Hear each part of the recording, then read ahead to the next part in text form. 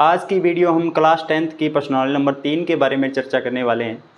तो पीछे हमने फर्स्ट और सेकंड चैप्टर कर लिया था।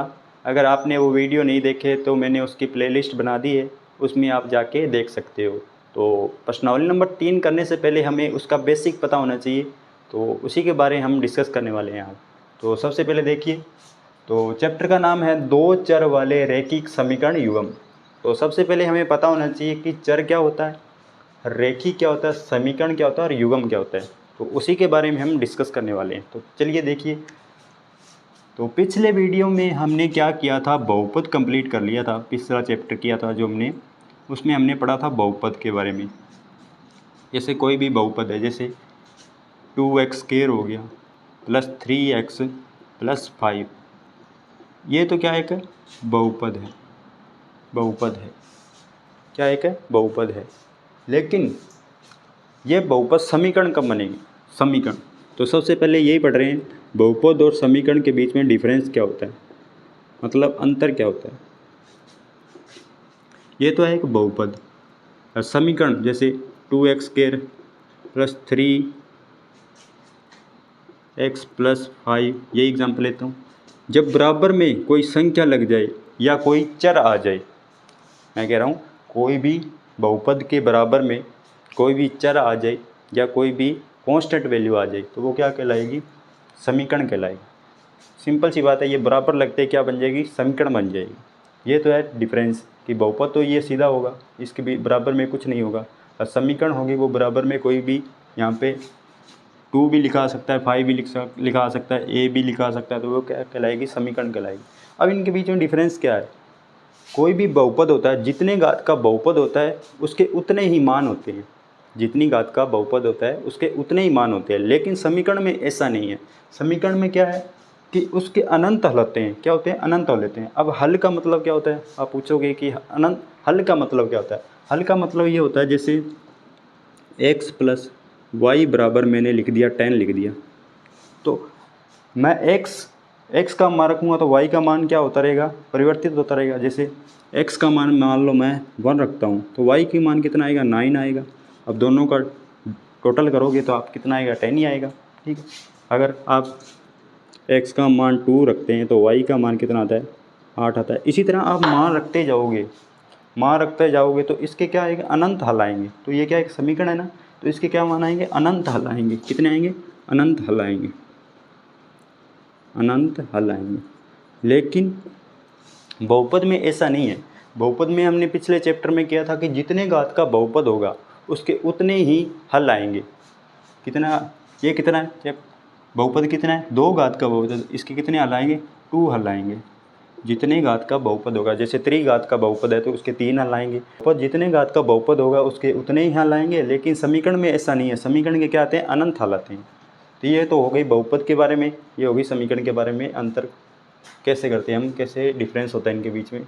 अब बात करते हैं रेखिक के बारे में। रेखिक का मतलब क्या होता है, रेखिक, रेखिक का सिंपल ही मतलब है कि जो चर आ रहे हैं, जो चर आ रहे हैं एक्स या वाई आ रहे हैं, उनकी घात क्या होनी चाहिए, एक होनी चाहिए। चरों की घात, चरों की अधिकतम बोल सकते हैं, चरों की अधिकतम, अधिकतम घात, अधिकतम घात एक होनी चाहिए। कितनी होनी चाहिए, एक होनी चाहिए। तो क्या कहलाएगा, रेखिक कहलाएगा, एक होनी चाहिए। पता चल गया कि रेखिक क्या होगा, चरों की अधिकतम घात एक होनी चाहिए। अब चरों की बात होगी, अब चर का पता होना चाहिए, चर क्या होता है। तो ये बात कर रहे हैं हम, चर के बारे में पता कर रहे हैं, चर क्या होता है। चर के बारे में, चर वह वैल्यू होती है जिनका मान क्या होता है, परिवर्तित होता रहता है। जैसे एक्स और वाई, हम मानते हैं एक्स वाई जेड ये क्या सारे चर होते हैं, इनका मान क्या होता है, परिवर्तित होता रहता है, मतलब बदलता रहता है, तो वो क्या कहलाएंगे, चर होते हैं। जैसे एक्स प्लस वाई बराबर, हमने यही लिया था 10 लिया, तो यहाँ पर देखो पहले x की वैल्यू कितनी थी, 1 थी, यहाँ पे 2 थी, तो ये क्या है, बदल रहा है मान, तो y का मान भी बदल रहा है, तो ये क्या है, चर है। ठीक है।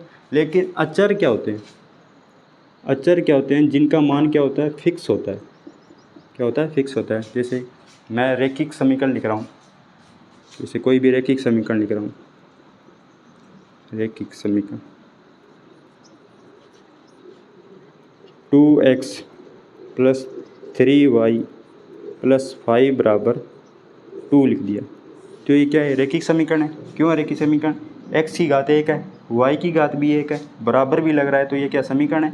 और यहाँ पे इनकी घात 1 है, तो ये रैखिक है, तो ये रैखिक समीकरण है। तो इनमें देखो जो x और y है ये तो क्या है? चर हैं।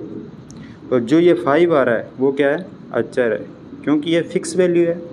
ये तो फिक्स ही वैल्यू है, इसका मान थोड़ी चेंज होगा, इनका मान चेंज होगा। इस समीकरण को सॉल्व करेंगे तो x और y के मान आएंगे। अगर कोई अन्य समीकरण होगी तो x y के अन्य मान आएंगे, ठीक है। तो लेकिन ये 5 तो 5 ही रहेगा, या 2 है तो 2 ही रहेगा। तो इसका मान क्या आता है? नियत होता है। तो ये तो अचर होता है, ये दोनों क्या होते हैं? चर होते हैं। अब इस प्रश्नावली में क्या करनी है? 2 चरों की बात करनी है। कितने चरों की बात करनी है? 2 चरों की बात। जैसे यहाँ पे x एक चर है, y भी एक चर है, तो इस तरह की समीकरण को हमें क्या करना है? सॉल्व करना है। 2 चर की बात होगी, रैखिक समीकरण की बात होगी। अब युग्म, युग्म का मतलब जोड़े के रूप में, युग्म का मतलब होता है जोड़े के रूप में, मतलब जोड़े के रूप में। युग्म मतलब 2 के जोड़े के रूप में या 3 के जोड़े के रूप में। तो बेसिकली हमें क्या करना है इस चैप्टर में? इस तरह की 2 समीकरण दी होगी, इस तरह की 2 समीकरण मतलब रैखिक समीकरण दी होगी, 2 रैखिक समीकरण दी होगी, उसमें या बनानी होगी, उसको हमने उससे क्या करने हैं? x और y के मान ज्ञात करने हैं। रैखिक समीकरण 2 रैखिक समीकरण दी होगी, उससे क्या करने हैं? x और y के मान ज्ञात करने हैं। x और y के मान ज्ञात करने के लिए हमारे पास इस चैप्टर में 4 विधियां हैं। कितनी विधियां हैं? 4 विधियां हैं। पहली विधि तो है ग्राफीय विधि, दूसरी है प्रतिस्थापन विधि, तीसरी है विलोपन विधि, और चौथी है हमारे पास वज्र गुणन विधि।